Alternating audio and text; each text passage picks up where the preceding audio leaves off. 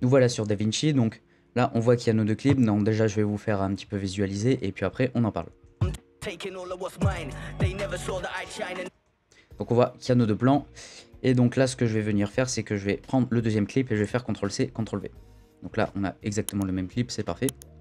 Je vais me mettre au tout début, ensuite je vais faire la touche D pour modifier la vitesse du plan. Donc là je vais rien toucher à la vitesse, donc là c'est à 150 de base parce que on va dire l'image de base était ralentie et là je l'ai remis en vitesse normale. Donc voilà, normalement vous devriez avoir 100%, c'est du détail. Et là je vais venir cliquer sur arrêt sur image, donc pour avoir tout simplement l'image ici. L'image est complètement figée, c'est ce qu'on voulait, c'est parfait. Ensuite je viens l'incorporer au dessus. Donc là après je fais en sorte qu'il soit au rythme de la musique, mais je vais le mettre genre un tout petit peu avant pour faire la transition. Voilà. Et ensuite voilà, je me mets comme cela. Pour l'instant ça donne ça. Bien entendu ça fait un effet bizarre, donc on va pouvoir modifier un petit peu dans Fusion. Je vais même le décaler un tout petit peu. Vous allez voir pourquoi après. Je vais mettre au tout début. Je vais aller dans Fusion. Et on va pouvoir modifier un petit peu ce clip. Donc déjà ce que je vais faire c'est que je vais faire Shift espace pour aller chercher, ça l'a déjà pris, le masque magique. Donc qui est ici, je viens juste l'ajouter. Ensuite je le relie. Voilà. Donc pour l'instant, ça n'a rien fait, c'est normal. En revanche, il y a une pipette qui est apparue ici sur mon écran. Je ne sais pas si vous voyez sur le personnage.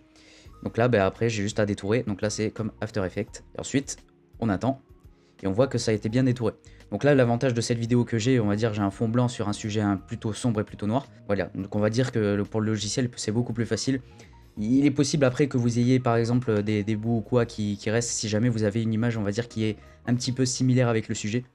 Donc ça peut arriver, donc faites gaffe à ça. Voilà, une fois que ça c'est fait, je vais faire une petite modification dans Matte. Je vais augmenter un peu le flou, donc à peu près à 0,5, pour que ça soit un peu plus réaliste. Sauf que là, on voit qu'il y a des bords blancs ici.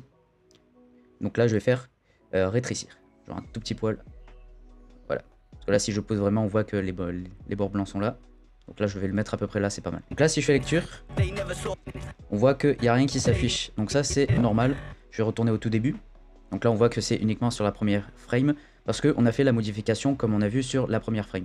Mais pour que ce soit sur toutes les frames, donc toutes les images, on va aller dans Tracking et on va faire le bouton ici, Tracking vers l'avant. Tac. Là, on attend juste. Voilà. Une fois que c'est fait, je peux retourner dans Montage et normalement, ça a été fait. Et voilà. Je me remets ici.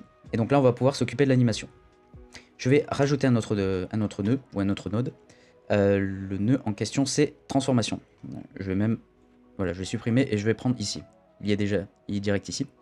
Donc là, si je modifie, donc on voit qu'on peut modifier. Donc voilà, il est fixé après le Magic Mask. Si jamais il est fixé avant, ça ne marchera pas. Le Transform, il ne marchera pas. Le Magic Mask, oui. Par contre, donc l'ordre est assez important dans les nœuds, donc si jamais vous ne savez pas ça, maintenant vous le savez. Donc maintenant, on va pouvoir faire notre animation. Donc je suis vraiment à la frame 0. Donc si jamais, hop, j'ai juste à prendre ici. Si jamais, par exemple, vous êtes sur la frame 5, vous avez juste à cliquer et ensuite, voilà, tout ramener vers la gauche. Donc je vais faire une animation dans ce style-là. Hop, plutôt vers le bas. Je vais faire une animation comme ça où il apparaît. Donc pour cela, rien de plus simple. Donc je suis à la frame 1. Donc je vais, hop, voilà, le faire disparaître ici. Je vais mettre une image clé ici.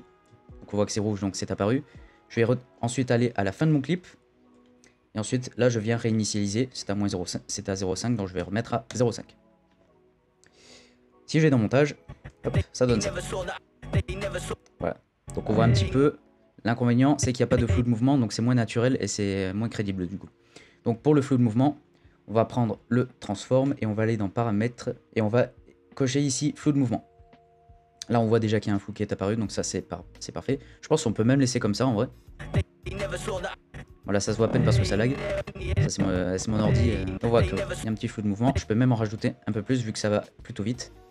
Qualité, je peux mettre 3. Voilà, c'est l'angle d'obturation. Je vais l'augmenter un petit peu. Voilà, comme ça. Ça, je vais pas toucher, je laisse à 0. Là, on voit qu'on a un flou beaucoup plus prononcé, donc c'est pas mal. Alors, donc là, bon, faut avoir l'œil, parce qu'en plus, ça lag. Mais on va dire que l'animation est plutôt de manière linéaire. Et moi, j'ai envie que ce soit, on va dire, un petit peu plus progressif comme animation. Donc, je vais retourner dans Fusion. Et je vais aller ici dans Spline. Donc là, je vais juste afficher mon transform ici. Donc là, on voit qu'il y a une courbe qui est apparue. Donc ça, c'est la courbe de l'animation. Donc je viens, voilà, un petit peu dézoomer.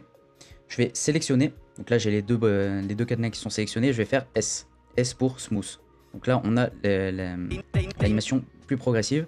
Mais moi, je vais pas m'arrêter là. Je vais juste zoomer un peu comme ça. Je vais prendre le premier et je vais faire une courbe un peu en U comme ça. Et là, si jamais je reviens. Voilà, donc c'est assez subtil, mais voilà, si jamais je fais lecture comme ça, on voit que l'animation est beaucoup plus progressive. Voilà, tout simplement. Donc voilà, et maintenant à l'écran, vous avez le résultat direct. Donc voilà pour cette vidéo. Si jamais ça vous intéresse, j'ai créé une formation offerte où je vous montre un petit peu comment monter une vidéo de A à Z, toutes les stratégies à mettre, on va aborder aussi les erreurs à ne pas faire, les raccourcis clavier, gagner du temps, ce genre de choses. Donc voilà, si jamais ça vous intéresse, c'est le premier lien en description. Donc voilà, c'est tout pour cette vidéo, j'espère qu'elle vous aura plu. Si jamais c'est le cas, n'hésitez pas à vous abonner en cliquant sur le petit bouton rouge en dessous.